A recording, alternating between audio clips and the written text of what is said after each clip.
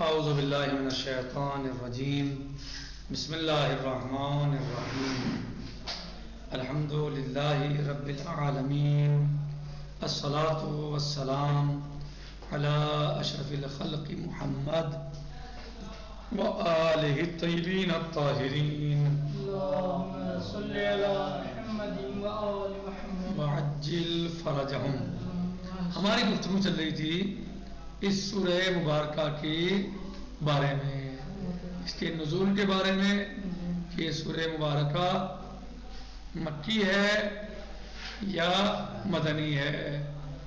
یہ سورہ مبارکہ مکی ہے یا مدنی ہے، اس بارے میں ہم نے گفتگو کی اور اس بارے میں ہم نے بیان کیا کہ سورہ مبارکہ مکی ہے یا مدنی. رضی صاحب آواز. تو کل ہم نے اس آیت شریفہ یا اس سورہ مبارکہ کے نزول کے بارے میں گفتگو کی اور یہ کہ سورہ مبارکہ مکی ہے یا مدنی ہے. بعض لوگ مفسرین یعنی علماء کہتے ہیں کہ مکی ہے اور بعض نے مدنی کہا ہے. جنہوں نے مدنی کہا ہے تو انہوں نے بھی اس پر دلیل دی ہے، مثلا کہ وہ روایت ہے کہ نبی کریم محمد مصطفیٰ صلی اللہ علیہ وسلم نے خواب میں دیکھا کہ میرے ممبر میں بنی امیہ بیٹھے ہوئے ہیں. تو آپ صلی اللہ علیہ وسلم پریشان ہوئے اور آپ غمگین ہوئے، رنجیدہ ہوئے. تو یہ سورہ مبارکہ نازل ہوا، یعنی سورۃ القدر المبارکہ نازل ہوا. اس کے بعد چونکہ اس میں وہ کہتے ہیں یعنی یہ کہ بنی امیہ کی جو دور حکومت تھا وہ 1000 مہینے تھا اور مولا عز و جل نے اپنے حبیب سے فرمایا بسم اللہ الرحمن الرحیم انا انزلناہ فی لیلۃ القدر وما ادراک ما لیلۃ القدر لیلۃ القدر خیر من الف شہر. یعنی لیلۃ القدر شب قدر 1000 مہینوں سے بہتر ہے. یعنی جو بنی امیہ کی حکومت ہے گویا وہ 1000 مہینہ ہے، 1000 مہینے. اور شب قدر یعنی ایک رات جو ہے یہ 1000 مہینوں جیسی نہیں، 1000 مہینوں سے بہتر ہے. تو لہٰذا آپ رنجیدہ نہ ہوئیے میرے حبیب، آپ پریشان نہ ہوں، انشاءاللہ ان سب کا خاتمہ اور صفایا ہو جائے گا.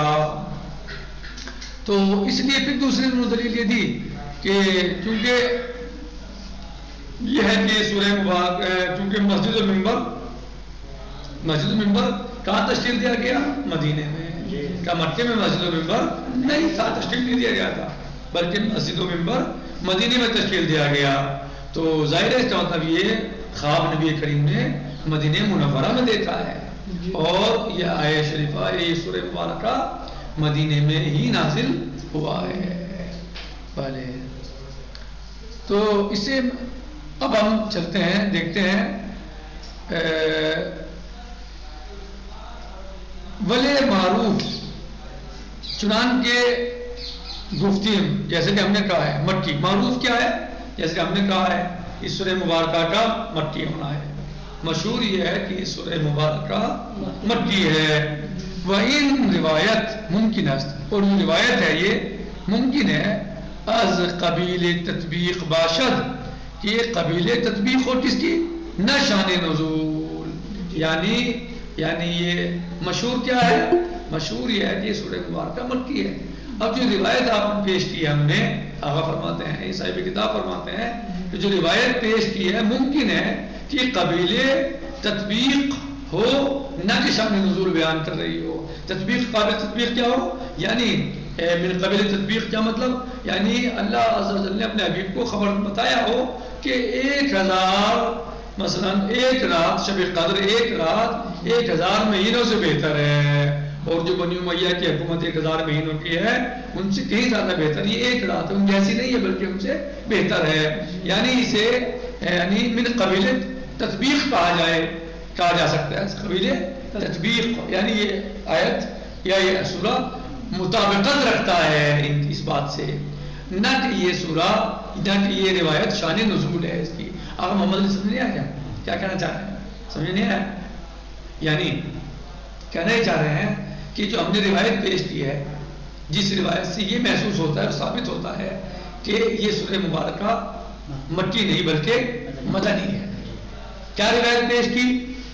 کہ نبی کریم صلی اللہ علیہ وآلہ وسلم نے اپنے منبر پر بنو امیہ کو دیکھا تو آپ رنجیدہ ہو گئے. اللہ عز و جل نے یہ سورہ مبارکہ نازل کیا جس میں یہ فرمایا میرے حبیب ایک شب قدر یعنی لیلۃ القدر جو ہے شب قدر یعنی ایک رات یہ 1000 مہینوں سے بہتر ہے افضل ہے. 1000 مہینے اس کا مقابلہ نہیں کرتے اور چونکہ 1000 مہینے بنو امیہ کی حکومت رہی تو اس میں تطبیق کی ہے اس کی کہ اللہ نے اپنے حبیب کو تسکین دلائی. یعنی یہ ضروری نہیں ہے کہ مدینے میں ہی اس وقت نبی صلی اللہ علیہ وسلم ہو بلکہ آپ بھلو خواب نبی نے مدینے میں دیکھا ہو لیکن یہ سورہ پہلے نازل ہو چکا اور اس کی تطبیق اس پر جو ہے وہ کی جا سکتی ہے.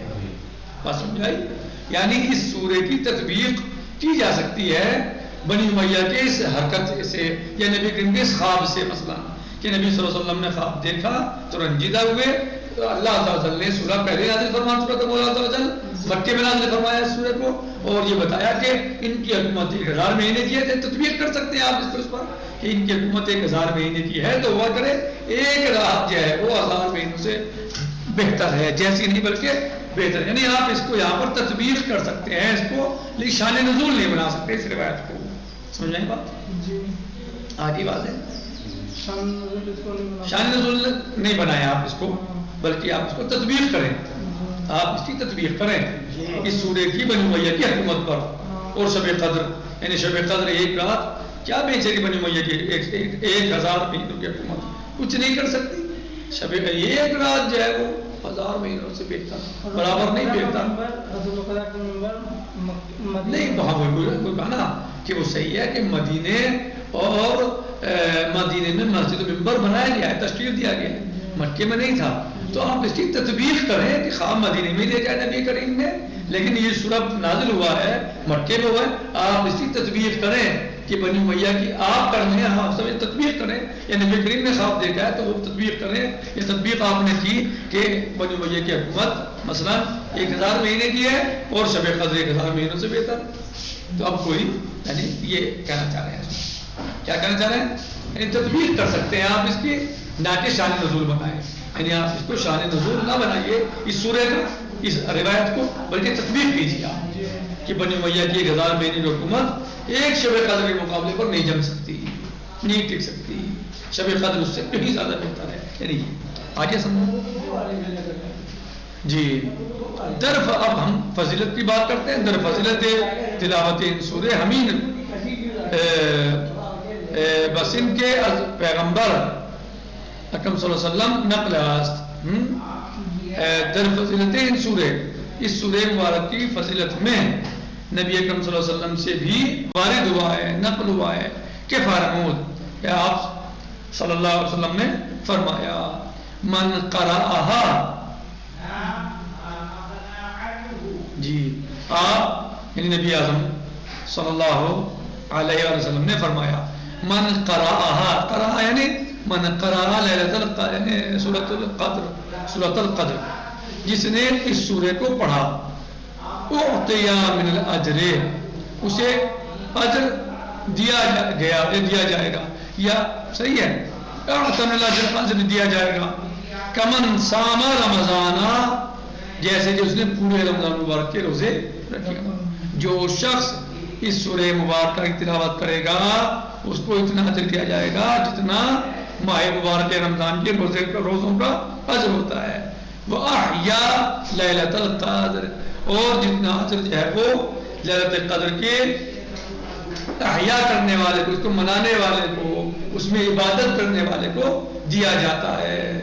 یعنی جو شخص سورۃ المبارکہ القدر کی تلاوت کرے گا اس کو اتنا اجر دیا جائے گا جتنا پورے رمضان مبارک کے روزہ رکھنے والے کو دیا جاتا ہے اور اس کو اتنا اجر دیا جائے گا جتنا لیلۃ القدر کے احیاء کرنے والے یعنی اس کو منانے والے اس میں عبادت کرنے والے اس میں اللہ کی اطاعت کرنے والے تسبیح و تحلیل عبادت کرنے والے کو دیا جاتا ہے.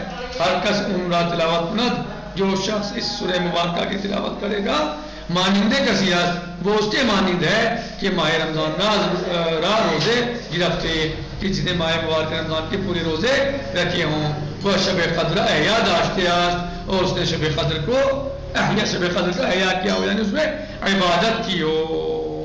الحمدللہ. باقی غدن سے جی انشاءاللہ، باقی کل آئے گا انشاءاللہ. والحمدللہ رب العالمین. السلام علیکم ورحمۃ اللہ وبرکاتہ. فی امان اللہ.